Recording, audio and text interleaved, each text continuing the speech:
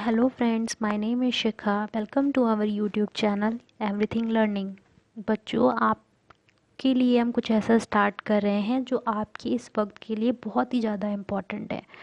ये वक्त आपके साथ ऐसा बीत रहा होगा कि आप बस कुछ नहीं कर रहे होंगे, घर में बैठे होंगे, आपकी पढ़ाई भी रुकी हुई होगी। तो प्लीज़ इस वक्त अपनी पढ़ाई को बिल्कुल भी ना रोकें। आप कुछ ना कुछ नया सीखते रहें और हमारे इस चैनल से जुड़ जाइए, क्योंकि हम आपके लिए बहुत ही अच्छी चीज़ लेकर आए हैं जो आपके लिए बहुत ही ज़्यादा बेनिफिशियल है।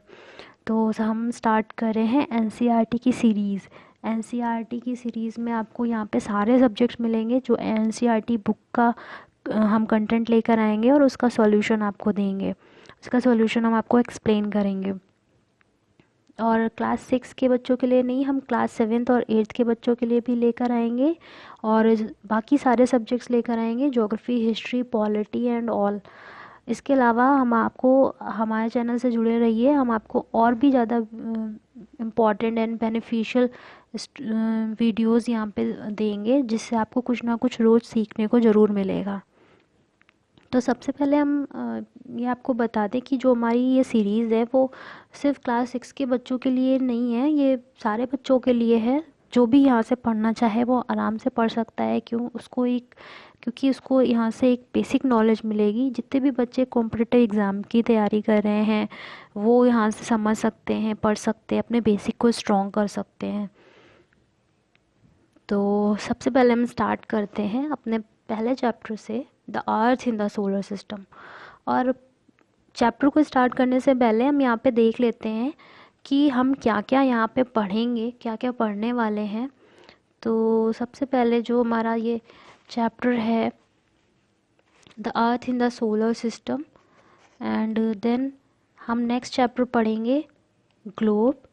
उसके बाद पढ़ेंगे motion of the earth, maps, major domains of the earth, major landform, our country, India, climate, vegetation and wildlife. तो let's start with the first chapter, the earth in the solar system. बच्चों, जैसा कि आप book को refer करके पढ़िएगा, book में क्या लिखा हुआ है वो समझते हुए चलिएगा। मैं यहाँ पे आपको एक्सप्लेन करूँगी सारी चीज़ें। जो भी आपका डाउट होता है वो आप मुझे बाद में कमेंट बॉक्स में लिख सकते हैं। मैं हर एक डाउट को आपको क्लियर कर दूँगी। और मुझे नहीं लगता कि ऐसा कुछ बचेगा जो आपको डाउट होगा। मैं यहाँ पे आपको हर एक चीज़ क्लियर कर दूँगी जो भी पूरा मेंशन है इस चैप्टर में। तो प्लीज़ बच्चों, अब बुक को रेफ़र करके पढ़िए। यहाँ पे देखिए आपकी बुक में क्या लिखा हुआ है। How wonderful it is to watch the sky after sunset, one would first notice one or two bright dots shining in the sky. बच्चों, जैसा कि आपकी बुक में लिखा है कि जब आप रात में स्काई देखते हैं तो आपको क्या दिखता है? आपको बहुत सारे शाइनिंग डॉट्स नज़र आते हैं। पहले स्टार्टिंग में कुछ होते हैं, फिर धीरे धीरे आप देखते हैं कि पूरा जो स्काई है वो इन्हीं तरीके की शाइनिंग और टाइनी ऑब्जेक्ट्स से भर गया है। The whole sky is filled with tiny shining objects, some are bright, some others dim. It seems as if the sky is studded with diamonds. They all appear to be twinkling. हमें पूरा जो sky है वो shining object से भरा हुआ दिखाई देता है। उसमें से कुछ बहुत ज़्यादा ब्राइट होते हैं, कुछ बहुत ज़्यादा डिम होते हैं, और ऐसा लगने लगता है कि पूरा आसमान डायमंड से भर गया हो जो कि ट्विंकल कर रहा हो। और ये धीरे धीरे नंबर्स में इतने ज़्यादा हो जाते हैं कि इन्हें काउंट करना बहुत ही ज़्यादा डिफ़िकल्ट हो जाता है। तो क्या होते हैं ये ऑब्जेक्ट्स, क्या हैं? कभी कभी हम क्या देखते हैं कि कुछ ऐसे बॉडीज़ होती हैं, लाइक मून। मून तो आपको पता ही है क्या है मून। कभी कभी क्या होता है कि हमें पूरा दिखता है, इस तरह पूरा दिखता है, लेकिन कभी कभी क्या होता है कि वो हमें बिल्कुल भी नहीं दिखता, या आधा दिखता है, थोड़ा सा दिखता है। तो क्या होता है, जब चाँद पूरा निकलता है, फुल मून होता है, वो फुल मून नाइट कहलाती है, या हिंदी में उसे हम पूर्णिमा कहते हैं। और उसी के 15 डेज़ बाद धीरे करके जो मून का साइज़ होता है वो कम होता जाता है। कम हो करके वो बिल्कुल ही ख़त्म हो जाता है, एकदम रह नहीं जाता, और उस नाइट को हम कहते हैं न्यू मून नाइट या अमावस्या। तो बच्चों, ये जो हम देखते हैं स्काई में, आपने कभी ऑब्ज़र्व किया है कि ये चीज़ें क्या हैं? सन है, मून है, स्टार्स, ये क्या हैं जो शाइन करती हैं? इनका साइज़ चेंज होता रहता है, सन दिन में निकलता है, रात में नहीं निकलता है, और हमें मून स्टार्स रात में ही क्यों दिखते हैं? ये सारी चीज़ें क्या हैं? ये जो बॉडीज़ हैं इन्हें हम कहते हैं celestial bodies. The sun, the moon and those objects shining in the night sky are called celestial bodies. जो भी बॉडीज़ हम रात में देखते हैं, वो सारी बॉडी, चाहे सन हो, मून हो, और स्टार्स हों, प्लैनेट्स हों, वो सारी जो बॉडीज़ हैं वो सेलेस्टियल बॉडीज़ कहलाती हैं। स्टार्स क्या होते हैं? क्या है स्टार्स? स्टार्स एक ऐसी सेलेस्टियल बॉडी हैं जो बहुत बिग, बहुत बड़ी और हॉट होती हैं। सारे स्टार्स नहीं, कुछ ऐसे स्टार्स हैं जो बहुत बड़े और हॉट होते हैं, कुछ बहुत छोटे होते हैं। किससे बने होते हैं? Made up of gases, gases से बने होते हैं। They are their own heat and light which they emit in the large amount. अच्छा, जो भी सेलेस्टियल बॉडीज़ की हम यहाँ बात करें, लाइक स्टार, वो आप बता सकते हैं कि क्या है ऐसा? कौन ऐसा ऐसा स्टार है जो बहुत बड़ा है, बहुत हॉट है, बहुत ज़्यादा लाइट एमिट करता है? वो क्या है? सन। सन हमारा एक ऐसा स्टार है जो बहुत बड़ा है, उसी की लाइट से सारे जो प्लैनेट्स और जो अदर सैटेलाइट्स हैं वो सारे शाइन करते हैं। अदर जो छोटे छोटे स्टार्स हैं वो शाइन करते हैं। और इसके अलावा हम क्या देखते हैं? हम देखते हैं कि दिन में तो हमें सन दिखता है, ये स्टार्स, मून हमें दिन में नहीं दिखाई देते हैं, लेकिन रात में हमें ये दिखाई देते हैं। ऐसा क्यों होता है बच्चों? ऐसा इसलिए होता है क्योंकि दिन में, डे टाइम में जब सन रहता है तो सन की लाइट इतनी ज़्यादा है, इतनी ज़्यादा ब्राइट है कि उसकी लाइट की वजह से हमें ये स्टार और मून बिल्कुल नहीं दिखाई देते हैं। लेकिन जब रात होती है, सन डूब जाता है, तो उस वक्त हमें ये मून, स्टार्स, इनकी लाइट दिखती है, जो कि ये सन की ही लाइट से हमें दिख रहे होते हैं। इनके पास अपनी खुद की कोई लाइट नहीं होती है। इसके अलावा आप क्या देखते हैं? इसके अलावा हम जब बहुत ज़्यादा गौर से देखते हैं स्काई को, तो हमें हमें बहुत सारे काउंटलेस स्टार्स दिखते हैं, बहुत सारे उनके पैटर्न्स दिखते हैं। वो हम जितना ज़्यादा ऑब्ज़र्व करेंगे हमें उतने ज़्यादा पैटर्न नज़र आएंगे। ये पैटर्न क्या होते हैं? Pattern formed by different groups of stars are called constellations. जब हम इनके पैटर्न्स को ऑब्ज़र्व करते हैं ना, तो वो हमें कुछ ना कुछ ऐसा दिखाते हैं कि ऐसा लगता है कि कुछ शेप बना हुआ है, या कुछ ऐसा है कि कुछ डिफरेंट सा दिख रहा है। तो इन्हें हम बोलते हैं patterns of different groups of star are called constellation. इसी में से एक कॉन्स्टलेशन का एग्जाम्पल है उर्सा मेजर या बिग बियर। इसे हम सप्तऋषि भी कहते हैं। सप्तऋषि क्या होता है? 7 स्टार का ग्रुप होता है that forms a part of Ursa Major constellation. पुराने टाइम में ये जो 7 स्टार्स का ग्रुप होता था, इससे हम डायरेक्शंस को पता कर लेते थे। होता ये था कि 7 स्टार का एक ग्रुप होता था, उसके जो लास्ट के पॉइंटर स्टार होते थे, उनसे हम अगर एक इमेजिनरी लाइन को ड्रॉ करते हुए एक किसी भी स्टार की तरफ जाएं, एक ऐसा स्टार जो एकदम साइड में होता था नॉर्थ डायरेक्शन में, उसे हम पोल स्टार कहते हैं। वो पोल स्टार से ये पॉइंटर स्टार तक हम एक इमेजिनरी लाइन को ड्रॉ करें, तो वो लाइन हमें एक्चुअली नॉर्थ डायरेक्शन बताती है। और वो नॉर्थ डायरेक्शन पता लगते ही हम क्या कर सकते थे? सारी डायरेक्शन को पता कर सकते हैं। तो पहले के टाइम पे हम इसी सप्तऋषि जो ग्रुप है स्टार्स का, इससे हम डायरेक्शन को पता करते थे। और जो नॉर्थ में स्टार होता था उसे हम क्या कहते थे? North star. और ये हमेशा एक ही पोजीशन पे होता है, सेम पोजीशन पे होता है। और अगर आपने इस पैटर्न को ऑब्ज़र्व कर लिया तो जो लास्ट के पॉइंटर स्टार है ना सप्तऋषि में, उनसे जब आप इस स्टार की इमेजिनरी लाइन को ड्रॉ करोगे तो आप खुद इंडिकेट कर पाओगे कि ये नॉर्थ डायरेक्शन कहाँ है। ठीक है, इसी तरह आप और बाकी की डायरेक्शन को आराम से पता कर सकते हैं। और बच्चों, और क्या होता है, प्लैनेट्स होते हैं, स्टार हो गया, मून हो गया, सन हो गया, और क्या क्या होता है, प्लैनेट्स। हम जहाँ रहते हैं वो क्या है, वो भी एक प्लैनेट है, हमारी प्लैनेट का नाम है अर्थ। तो celestial bodies not having their own heat and light, तो ऐसे प्लैनेट्स भी होते हैं जिनके पास खुद की कोई हीट या लाइट नहीं होती है, वो क्या कहलाते हैं, प्लैनेट्स कहलाते हैं, जो कि दूसरे स्टार की लाइट से ही शाइन करते हैं, चमकते हैं। तो सबसे पहले हम प्लैनेट्स की बात कर लेते हैं। हम जहाँ रहते हैं वो क्या है, वो भी एक प्लैनेट है। हमारा जो प्लैनेट का जो सिस्टम है वो पूरा क्या कहलाता है, सोलर सिस्टम कहलाता है। इस सिस्टम में क्या क्या है, सन है, 8 प्लैनेट्स हैं, सैटेलाइट्स हैं, और अदर सेलेस्टियल बॉडीज़ हैं लाइक एस्ट्रॉइड्स, मेट्रॉइड्स। तो ये कम्प्लीटली सब मिला के क्या बनाते हैं, सोलर सिस्टम बनाते हैं। तो हम वन बाय वन सारी चीज़ें डिस्कस करेंगे। सबसे पहले हम पढ़ेंगे head of family, the sun. Sun क्या है, centre of the solar system. It is huge and made up of extremely hot gases. The sun is the ultimate source of heat and light. जो heat और light है ना, उसका ultimate source क्या है, सन है। आपको ये अपनी पूरी लाइफ याद रखना पड़ेगा, ध्यान रखना पड़ेगा कि जो सन है वो अकेला एक ऐसा स्टार है जो हमें हीट और लाइट देता है, सारे पेड़ पौधों को, सारी जीवों को, सबको। तो sun is a ultimate source of heat and light for the solar system.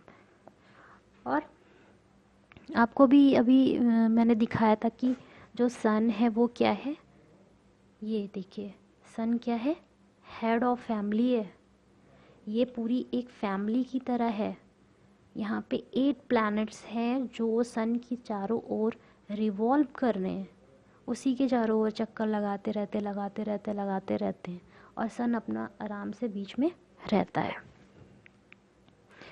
तो यहाँ पे आप देखिए पढ़ेंगे, sol sol in the Roman mythology is the sun god. Solar means related to the sun. क्यों इसका नाम सोलर सिस्टम रखा गया, इस पूरे कंप्लीट सिस्टम का नाम सोलर रखा गया, क्योंकि ये सारी चीज़ें सन से रिलेटेड हैं, सन के बिना कुछ नहीं है। अगर हम अर्थ पे हैं तो हमें सबसे ज़्यादा ज़रूरत किस चीज़ की है, सन की है। तो सन क्या है, हेड ऑफ फैमिली है। यहाँ ये पूरी फैमिली की तरह है और उसका हेड क्या है, सन है। इसलिए इस सिस्टम को हम क्या बोलते हैं, therefore called the solar system. ऐसे आप बहुत सारे सोलर से रिलेटेड बहुत सारे वर्ड्स आप लिख सकते हैं, मुझे कमेंट बॉक्स में प्लीज़ मेंशन करिएगा। The sun is about 150 million kilometre away from the earth. Now next, planets. Sun के बाद हमने देखा कि प्लैनेट्स हैं जो इसकी तरफ ऐसे रिवॉल्व कर रहे हैं, कंटिन्यूअसली रिवॉल्व कर रहे हैं। तो ये क्या है, ये 8 प्लैनेट्स हैं जो इस सोलर सिस्टम की फैमिली को कंप्लीट कर रहे हैं। In order their distance from the sun they are, ये क्या क्या है, सबसे पहले Mercury, then Mercury, then Venus, then Earth, Mars, Jupiter, Saturn, Uranus and Neptune. ऐसे ही 8 प्लैनेट्स हैं और सब अपनी अपनी एक पर्टिकुलर डिस्टेंस पे क्या करते हैं, सन के चारों ओर रिवॉल्व करते रहते हैं। All the 8 planets of the solar system move around the sun in the fixed path called orbits. ये जो पर्टिकुलर इस तरीके से रिवॉल्व करते रहते हैं ना, एक पाथ पे ऐसे करके, इनका एक पर्टिकुलर पाथ होता है और उस वो पाथ से कभी भी इधर उधर नहीं होते हैं, एक फिक्स डिस्टेंस पे ही रहते हैं। तो वो क्या होता है, वो फिक्स डिस्टेंस क्या होता है, उसको जिस पाथ पे ये रिवॉल्व करते हैं वो क्या होती है, ऑर्बिट्स होती हैं। और हर प्लैनेट अपनी ऑर्बिट में ही रिवॉल्व करता रहता है। Mercury is the nearest to the sun. सबसे पास कौन सा है, अभी मैंने आपको दिखाया था फिगर में, ये रहा सन। सन के पास सबसे पास कौन सा है प्लैनेट, मरकरी है। मरकरी के बाद क्या आता है, वीनस आता है, देन हमारा प्लैनेट अर्थ आता है। बच्चों आपको बता दूं कि अभी से काफ़ी टाइम पहले हमारे सोलर सिस्टम में 9 प्लैनेट्स थे। 9 प्लैनेट्स में कौन सा प्लैनेट एक और था, प्लूटो था, जो कि 2006 तक हमारे सोलर सिस्टम का पार्ट था, लेकिन फिर उसके बाद उसको हटा दिया गया। एस्ट्रोनॉमिकल यूनियन ने ये डिसीजन लिया कि वो एक ड्वार्फ प्लैनेट है, वो प्लैनेट नहीं है, वो ड्वार्फ प्लैनेट है, इसलिए उसको हम सोलर सिस्टम में से हटा दिया। एक छोटा सा प्लैनेट था जिसको ढूंढा गया था 2003 के अराउंड, बट रिसेंट ईयर्स में फिर उसके बाद उसे हटा दिया गया। और यहाँ पे आते हैं फिर से, Venus is considered as Earth twin because its size shapes are very much similar. बेटा ये जो मर्करी के बाद वीनस आता है, वीनस एंड अर्थ वो क्या है, बिल्कुल सेम है। ये वीनस है, ये अर्थ है, ये बिल्कुल सेम प्लैनेट होते हैं, सेम, इसलिए इनको ट्विन कहते हैं, जुड़वा कहते हैं। ये एक जैसे होते हैं शेप में, साइज़ में, हर तरीके से एक जैसे ही दिखते हैं, इसलिए हम इन्हें ट्विन कहते हैं। यहाँ पे हम फैक्ट्स भी पढ़ते रहेंगे जो भी हमारे बुक में लिखे रहते हैं। Jupiter, Saturn and Uranus have their rings around them. These are belts of small debris.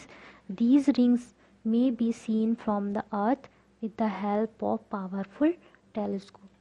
जो आप अगर हम प्लैनेट्स को टेलीस्कोप से देखें ना, जब हम एस्ट्रोनॉमर्स देखते हैं स्पेस में जाके, तो उन्हें क्या दिखता है, जुपिटर, सैटर्न और यूरेनस के अराउंड हमें एक रिंग दिखाई देती है।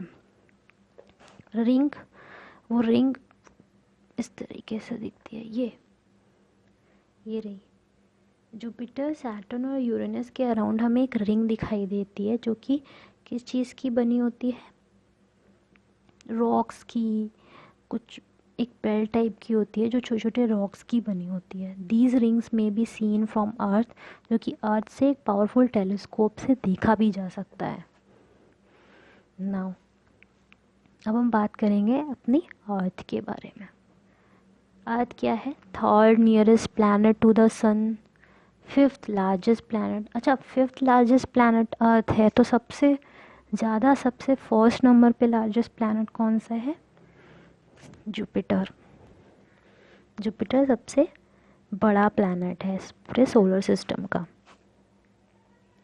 It is slightly flattened at the poles, that is why its shape is described as geoid. जो अर्थ है वो सर्कुलर नहीं है, वो यहाँ पे क्या है, पोल्स पे फ्लैट है। फ्लैट होने की वजह से इसका जो शेप है उसको हम जियोइड नाम देते हैं। जियोइड का मतलब क्या होता है, अगर हम इसे अलग करें, GE और OID,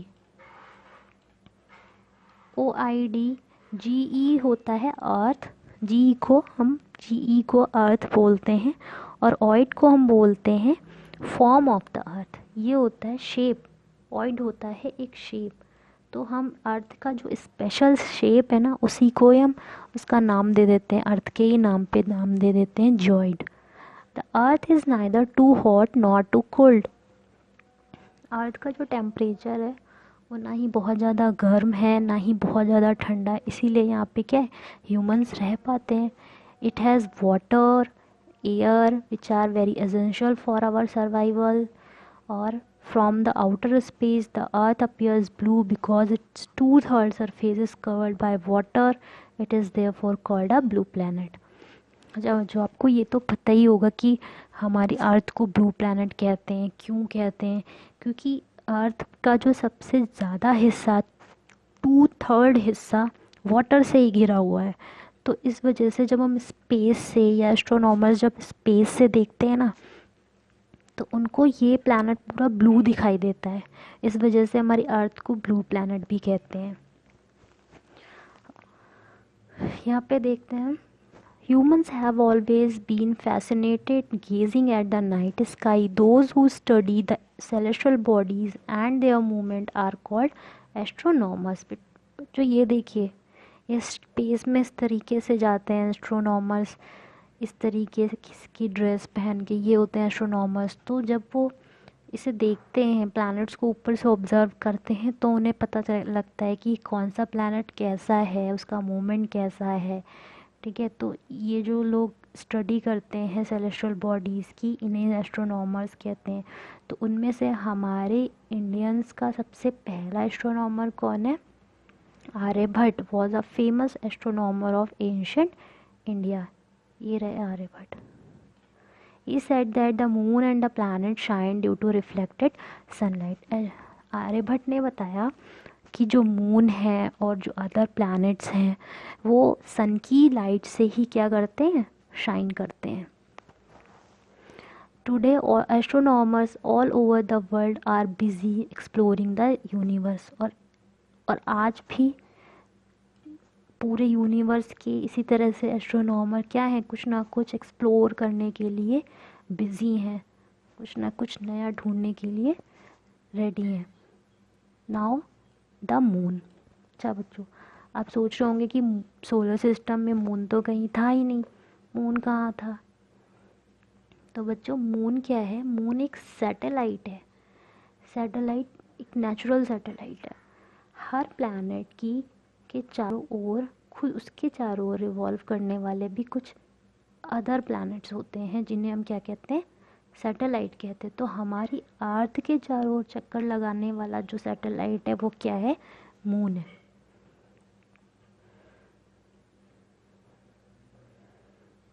ऐसे ही और भी सैटेलाइट्स हैं जो दूसरे प्लैनेट्स की चक्कर लगाते हैं, उनके चारों ओर रिवॉल्व करते हैं। जुपिटर के हैं, और भी बहुत सारे हैं, कुछ के नहीं भी हैं। तो मून क्या है? अर्थ की सैटेलाइट है। डायमीटर 1/4 ऑफ अर्थ, अर्थ के डायमीटर का 1/4 हिस्सा है।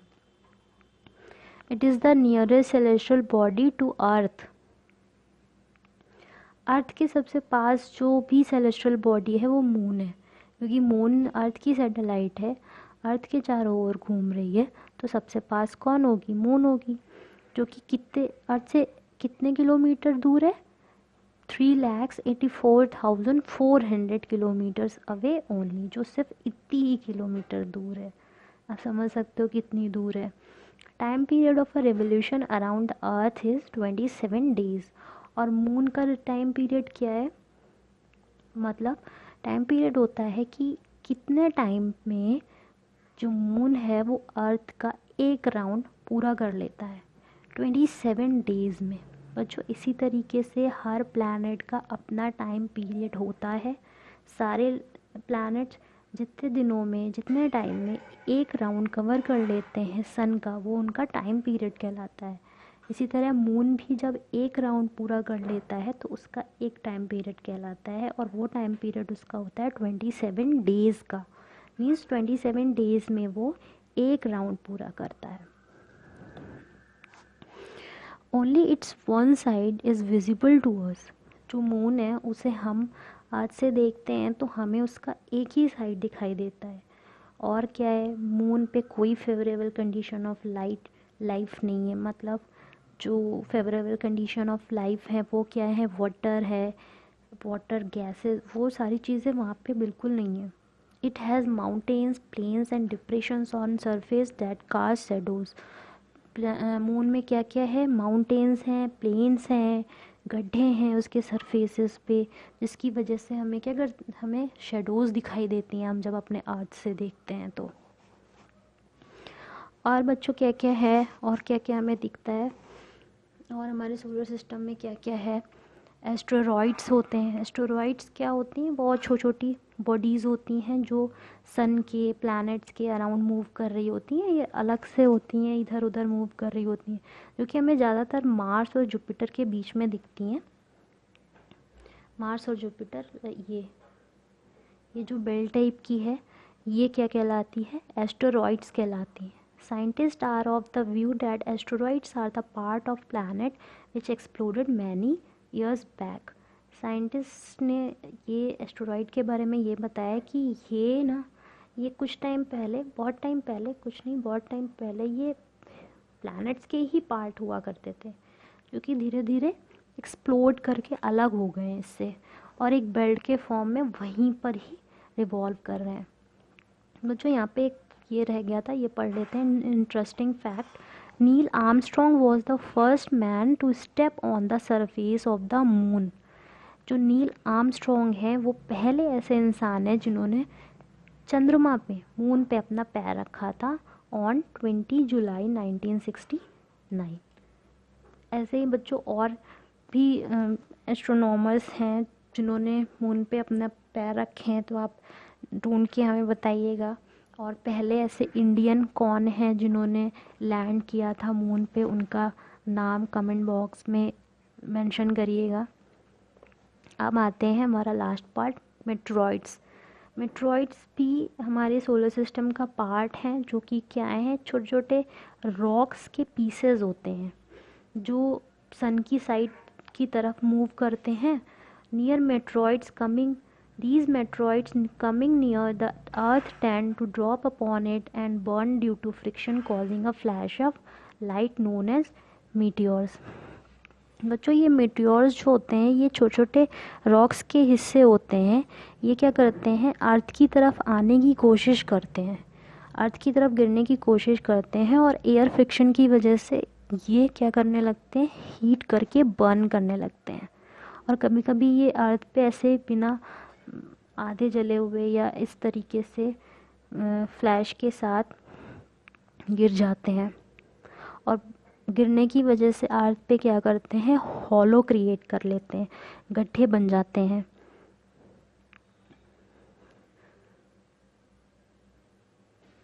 Lights travel at the speed of about 3 lakh kilometre पर सेकेंड। जो लाइट की स्पीड है वो कितनी है? 3 लाख किलोमीटर पर सेकेंड है। Yet even with this speed, the light of the sun takes about 8 minutes to reach the earth। बहुत इंटरेस्टिंग फैक्ट है ये कि जो लाइट की स्पीड है वो कितनी है? 3 लाख किलोमीटर पर सेकेंड है। फिर भी इतनी ज़्यादा स्पीड होने की वजह से भी जो सन की लाइट है वो अर्थ तक आने में कितना टाइम ले लेती है? 8 मिनट्स ले लेती है। मतलब 8 मिनट्स लगते हैं सन की लाइट को अर्थ तक पहुंचने में।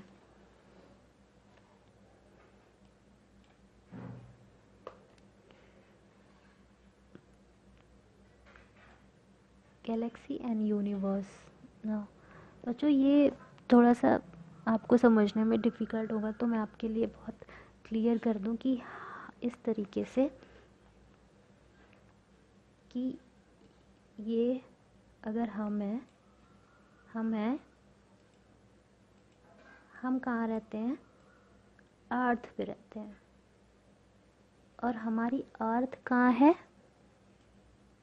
एक गैलेक्सी के अंदर। मीन्स हमारा अर्थ तो सोलर सिस्टम का पार्ट है, और सोलर सिस्टम कहाँ है? गैलेक्सी के अंदर। और इसी तरीके की बहुत सारी गैलेक्सीज मिल करके क्या बनाती हैं? पूरा यूनिवर्स बनाती हैं। ये यूनिवर्स है, ये गैलेक्सी है, और ये अर्थ है, और ये हम है। तो galaxy is a huge system of billions of stars and clouds of dust and gases. जो गैलेक्सी है वो बहुत सारे billions of stars, cloud, dust, इन सारी गैसेस का कंबाइंड सिस्टम है। और हमारा जो सोलर सिस्टम, हम जहाँ रहते हैं, हमारा जो अर्थ प्लैनेट है वो किस गैलेक्सी में है? वो हमारी मिल्की वे गैलेक्सी में है, जिसका नाम है आकाश Ganga. Milky Way. It is like a wide broad band, like a wide glowing path across the sky that can be seen on a clearer starry night. It is cluster of millions of stars.